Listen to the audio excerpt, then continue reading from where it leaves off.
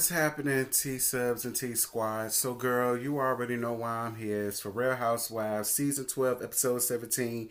Grease is the word, honey. Child, it must have been because I was drunk off of that cheap Bacardi last night. But, baby, I had a nasty dream that I was in on the Real Housewives of Atlanta, baby. I got invited to Candy Party.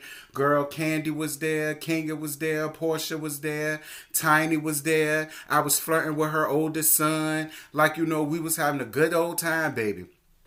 I decided to leave early, and Candy was outside chilling around in her little Porsche and whatnot. And she was like, well, the reunion is tomorrow. I said, oh, yeah? I said, well, then what's the colors? What's the color scheme? What am I supposed to wear? And she was like, oh, well, we're doing spring colors, but you already know we're going to be Shade Marlowe. Yes, God, bitch. I'm all here for it. Y'all know I live this shade for Massacre Marlowe. I said, oh, but baby, y'all giving me a whole night to get all of my reeds and shade together. Honey, I know that's right. Like, comment, share, and most importantly, subscribe. Make sure to hit that bell. Become the notification gang. And if you really rock on my channel the way y'all say y'all do, please make sure to watch those ads. My PayPal and Cash App will be listed down to the description box. If those of you all would like to donate to the channel that way, or if you would like to donate just because my birthday is this Wednesday, okay, I'm turning 32 years old, you are more than welcome to do that as well, okay? It is Pisces season, bitch. All month is my birthday.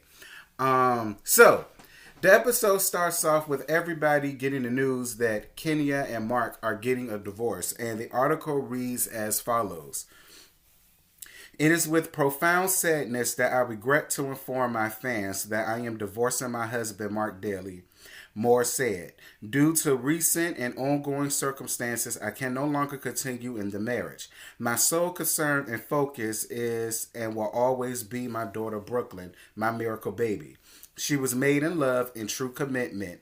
I ask for our privacy to be respected moving forward. Hold on, let me cut this off. Okay. So, of course it is getting around to everybody. Girl, Eva got her tease when she was in the middle of her damn green screen. And she was sitting there reading it and she said, child, I gotta call Scent. I know that's right. If don't nobody know what's going on, Scent and Candy damn sure know what's going on. So we get down to Nene, and Nene tells Marlo about it, and they bring up about them being so happy and they look so happy together down to her event. And Nene said that the dress was pretty. Marlo says that it was nice, but she wondered if it was real Dulce or was it Dulce inspired. Nene says that she doesn't really care, but asks, was they ever really married legally?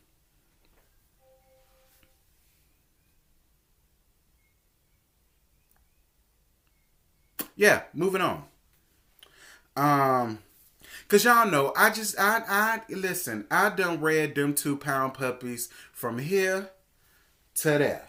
Like I just don't see no more reads that I can give them. I just don't have the energy or the patience to deal with the ignorant and the retarded. Sitting up here wondering whether her dress is really dulce or not. Well, bitch, we all trying to figure out what it is you still do. Because to let the streets tell it, you ain't nothing but a retired madam. Baby, they ain't got no 401k benefits. They ain't got no retirement plan. You can't get Medicaid or Medicare or Obamacare off of being no damn madam. So what is it that you do to wear the fashions that you be wearing?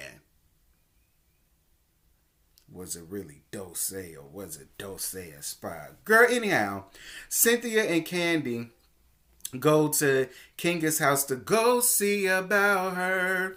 Candy says that she knew about a real huge fight that they had in the car on their way home from the party. Cynthia says that she has accepted things that she ordinarily wouldn't have accepted if Brooklyn wasn't in the picture. I mean, Cynthia, I can agree with that to a certain extent. Because we all know how Kenya was just dead set on getting married by any means necessary. And something tells me, even if Brooklyn wasn't in the picture and all of this calamity was still going on in her relationship, more than likely Kenya probably would still have been going through the same things. And I hate to say that. I really do. I would love to be able to say that she still would have been a strong, independent black woman and would have left at the drop of a hat about a man treating her like the biggest scum of the damn earth. But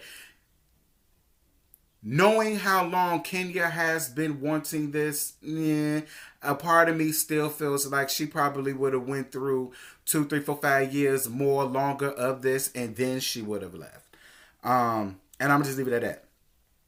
The whole situation with Kenya, Candy, and Cynthia, girl, it was sad. It was depressing. I thought somebody died. I thought we was getting ready for a funeral. Like, it brought me down, girl. It ain't even got nothing to do with me. Like, I was sitting over here like, well, girl, why am I so down in the dumps and depressed? Kenya says that her publicist called her and told her that her and Mark are separating and that Mark was going to make a statement about it later. So that's why she came out with her statement. She said that he forced her hand in that. And I mean, it's the typical Mark behavior. Typical Mark behavior. Kenya talks about how he gets so angry and she feels that he doesn't know how to stop until he knows he has completely teared her down. She says that Mark told her that she ruined his event and that he didn't even want her ass to be there. She said that the fight got so bad that the Uber driver had to put him up out the car, and Kenya told him he cannot come back home with her. And Kenya says that she has had issues with abusive men in the past. And even though Mark has never hit her, she still flashes back to those times. Kenya says that she saw text messages from another woman, which I really think is a man, to keep the sex going even though he was married, and she told him to stop talking to her. Not only did she tell him to stop talking to her, she called that damn woman and said, "Hello, Barbara, this is Shirley. I'm gonna need for you to stop messaging my man, and if you don't, I know where you live, ho. I'll pull up. What's the addy? I'm there." I'm going to tell y'all something, and I'm about to be completely honest with y'all. For any of y'all women, because it's always women, who get in my comments and say that she deserves everything that she's getting. Really? She deserves that? She deserves to have a man tear her down and reduce her down to nothing more than ashtrays and cigarette butts and gum underneath the bottom of his shoe. She deserves to have been in physically abusive relationships and then end up back into this same mentally and verbally abusive relationship. Really? You don't have to like somebody to have sympathy for a person. You don't.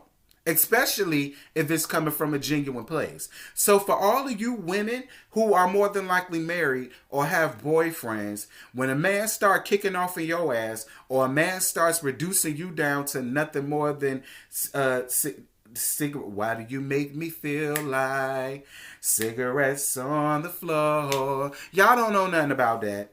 So when a man make you feel like that, I just want all of y'all to remember this moment, because one thing about it, baby, life and death lies in the power of the tongue. That's one thing about it. Nobody, and I mean nobody, deserves to be in a loveless relationship, marriage, or what have you. Nobody deserves that. As much as I can't stand Nene, she wouldn't even deserve that. As much as I don't like Master Marlowe, she would not deserve that. As much as I don't see it for Trash Can Yan, she doesn't deserve that. No human being deserves to be with somebody who treats them like shit. Nobody deserves that. Period. And Kenya, you're doing the right thing. In my opinion, mental and verbal abuse hurts way more than the physical abuse. Honestly. Physical abuse hurts you physically. Mental and verbal abuse, baby, that cuts the soul. That cuts the heart. It goes in like a two-edged sword. That shit hurts. And nobody deserves anything like that.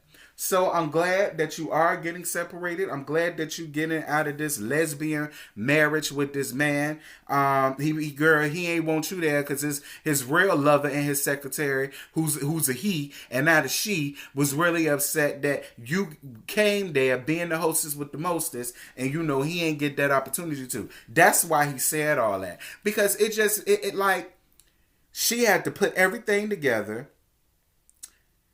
She had to prepare everything. She had to not only get herself dressed, but she had to get your tired ass dressed. She had to be a hostess. You got upset because she was going around mingling with people.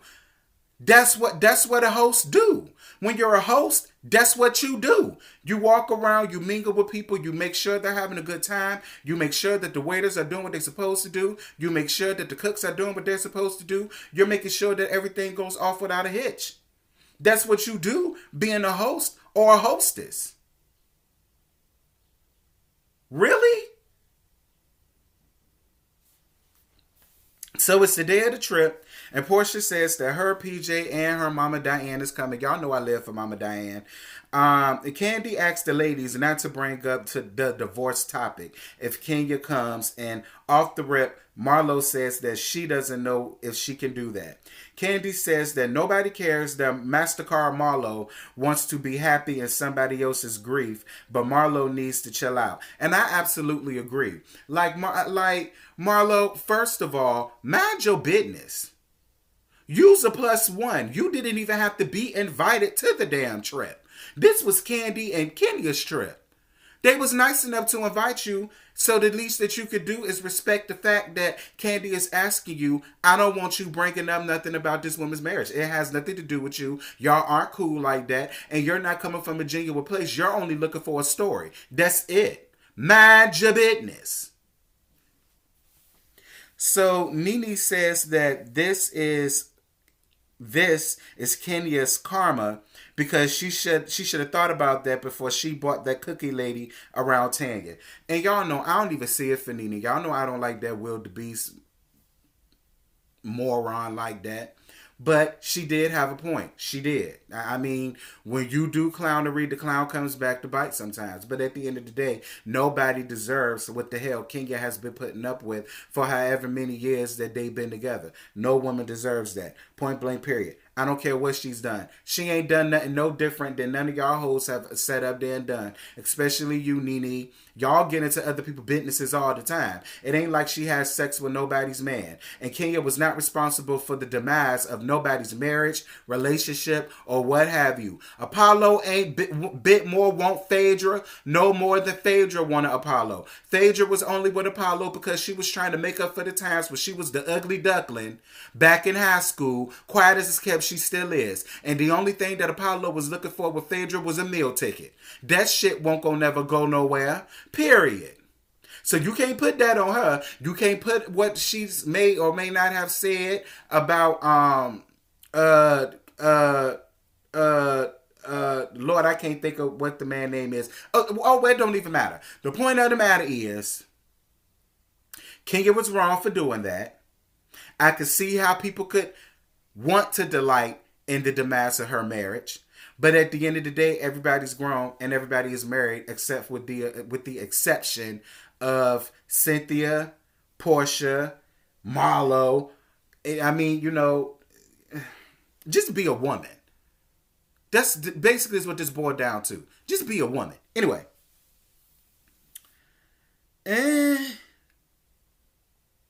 Kenya comes on the trip, but she came there late. Somebody gave her a pep talk, and you know she just decided to come there. But she made it there relatively around the same time as all of the ladies did, and she also brought Brooklyn as well as her nanny to come on the trip as well. Marlo in her confessional says that why can't she ask about her divorce? If it was anybody else, Kenya would ask. Well, that's because Kenya is a main cast member, bitch. You're not. Like, she's just sitting, sitting, biting her nails, just want to know so bad. Like,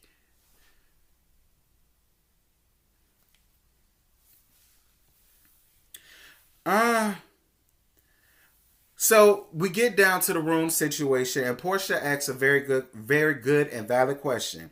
She asks, "Why does it always have to be a room situation? Just give them a nice room and let it be that."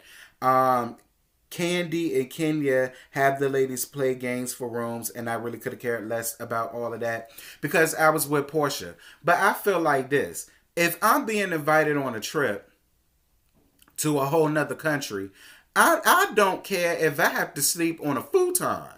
I'm not about to be up in the room all damn day. I'm going to be out enjoying the sights, drinking up all these people wine, eating up all day grapes and cheese, probably going out to find me a little 1-2 for the night. Like at day house, on day expense. Like I only need some place to shit, shower, and shave. Other than that, I'm out and about and I'm enjoying myself.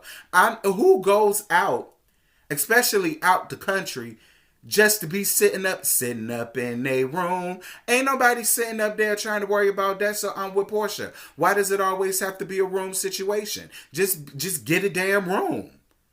Put your clothes on and go out and enjoy the sights all day. And then you go out and enjoy the nightlife at night. Hell, if you vacation to right, you not going to be back into your room till about 2, 3, 4 in the morning anyway.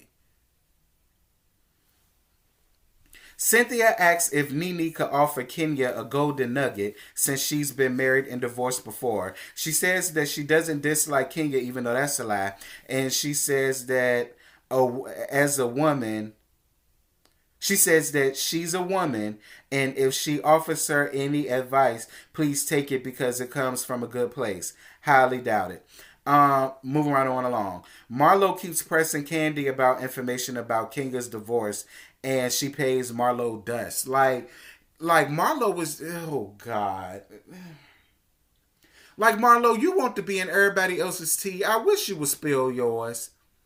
You say you got a man, we ain't never seen him. You say you got jobs, we ain't never seen them. You say you got businesses, we ain't seen no LLC. Like, can you, listen, all is fair in love and war. If you want to know everybody else's tea, girl, you got to give us some of your own and not this tired-ass storyline that you using with your nephews, okay? You don't get no credit for that. You don't. Kenya says that it feels good to have ladies that are there for you, but it has to be in a genuine place. Cynthia and Candy are her riders, and she feels like the rest of these women will stab you in the back whenever it's convenient for them. But again, Kenya, I gotta play devil's advocate, girl. So will you. So will you. You have been production's puppet for a long time now.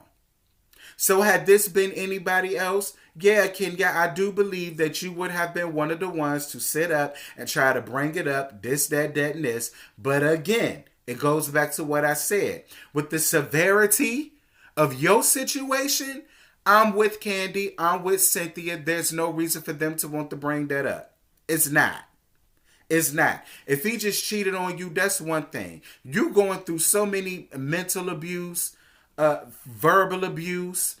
You better be glad it ain't turned to no physical abuse. If he's doing 2 out of the 3, it could at least be 1 out of 2. He giving you 2 out of 3. So they get down to dinner, and Nene feels as though she wants to have her fake ass moment with Kenya. And Nene tells Kenya that she genuinely wants to know if she's okay. And Marlo seconded the motion. Of course she did. She says that she appreciated Cynthia and Candy for coming to see about her. She appreciated Portia for texting her. She appreciated Tanya and Marlo for being nice to her. But she doesn't say anything about Nene, and I don't blame her. I don't blame her. We're not friends. Therefore, I don't feel like anything or any type of whatever you're trying to give me is genuine. You're only doing it because the producers want you out, and now you sitting out here reaching at everybody for some type of friendship. Sorry, she ain't with it. She ain't got no time for it. The lady already going through a lot, and I'm not mad at Kenya in this moment. I'm not. 2020, no forced relationships. We're not friends. We ain't never gonna be friends. I don't want your fake ass sympathy. I don't want you sitting around here trying to act like you care. I don't want your tired ass advice. I don't want none of that from you. Period, point blank. And I don't feel like Kenya's wrong for that. Moving right on along. Marlo getting up to comfort Kenya while she's crying. This won't nothing but Marlo looking for a whole nother moment. Like, girl, you had to pass Candy and Cynthia to even get to her. You and her ain't even cool like that. I honestly feel like that won't nothing than one of your tired ass attempts at trying so hard to audition to get a peach. And girl, we all see it for what it is. I ain't with it. Tanya feels that because of what she was going through, Tanya feels that because of what she's going through, a lot of what she said and did to her made sense. And it does. Because I keep telling y'all, misery doesn't love company. It demands it sometimes. And I totally understand why Tanya felt the way that she felt. And I had to agree with Tanya. For all of you people who get up here and say, oh, I always take up for Kenya. I don't never take up for Nene. I don't never see Kenya. Kenya can't do no wrong. That's not true. That's not true. That's not true. I agree with what Tanya had to say about that. I absolutely agree. 1010%.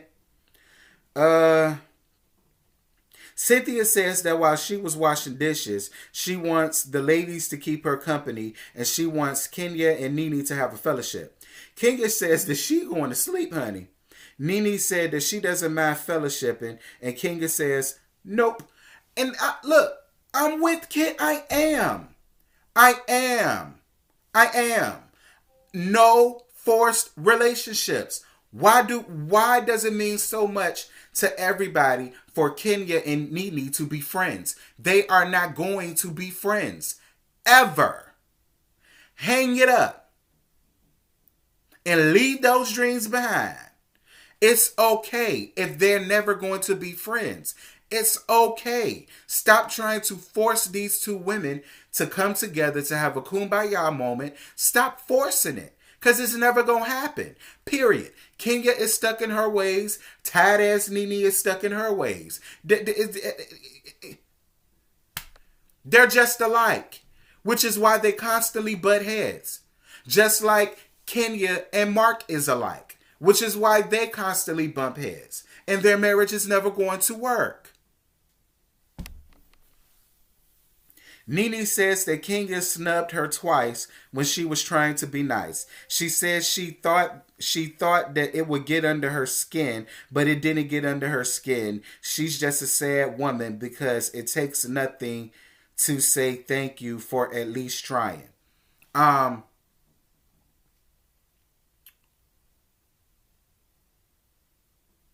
Anyway. Marlo puts her 2 cents in it, taking up for Nene. And Marlo, shut the hell up. Shut the hell up. Shut the hell up.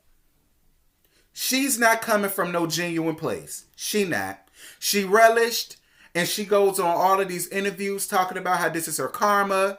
This is this is that. So, of course, Kenya not here for it. Kenya not here for it. You're fake. You phony. And you reaching out for a lifeline because the network no longer wants you. I'm not finna be your lifeline. Cynthia and Candy and Portia can fall for the trap all they want to. I'm not them bitches. Moving right on along.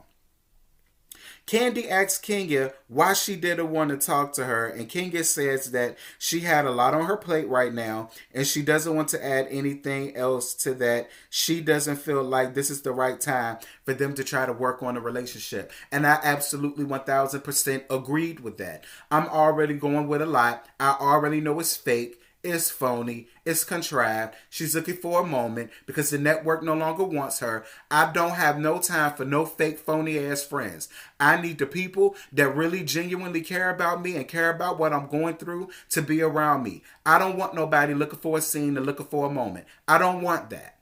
And I don't feel like Kenya is wrong for that. And if I was Kenya, I would have felt the same damn way. But, she listened to what Candy had to say, and so she decided to take her a piece of cake as an olive branch just to let her know that she does want to talk. She just doesn't want to talk right now. Nene gets up and leaves. Candy tells Nene what happened and why she didn't want to talk, and Nene says that now her door is closed. Good. Let it stay closed. She could care less, Nene. She could care less. You was sitting up here talking about something she won't get under your skin and you was unbothered. Oh, but baby, you were very bothered. Because the unbothered person would have just sat there, took the peace offering, and listened to what the lady had to say. That's the definition of unbothered. That's the definition of somebody who's just like, okay, it is what it is. You're clearly bothered. You're bothered because she see right through you. And you can't have your way with her. That's why you're bothered. And I'm with Kenya. I don't want you around me. I don't want your fake ass sympathy, your empathy, none of that. I don't want it. I don't want it. I don't need it. You keep that with you and Marlo. Y'all could go kiki and kaka, foo-la-la and ooh-la-la with each other all day with that fake phony bull crap. I'm not here for it. I don't need it. I don't want it. Send it back. It got a hair in it. It's cold. It got roaches in it. I don't want it. But girl, that was the end of the episode. It was actually a pretty decent episode. I ain't really had that much high hopes for, girl. I'm in 25 minutes of it. It was insightful. Shout out to all of these ladies, including the 2-pound puppies. Yeah, y'all drop down in the comment. Y'all let me know how y'all felt about the episode. Let me know if y'all still feel like this woman deserves this that she's getting. Myself personally, I do not, because I'm a human being. Nobody deserves to go through that. But that's just my take. And this is my opinion. And y'all are allowed to have y'all opinion. But don't try to force spoon me your opinion. And I won't try to force spoon y'all mine. And with that, bye-bye. I just woke up and I rolled up. I just woke up and I rolled up. And I got my plane ticket. That kush, that be my starter kit.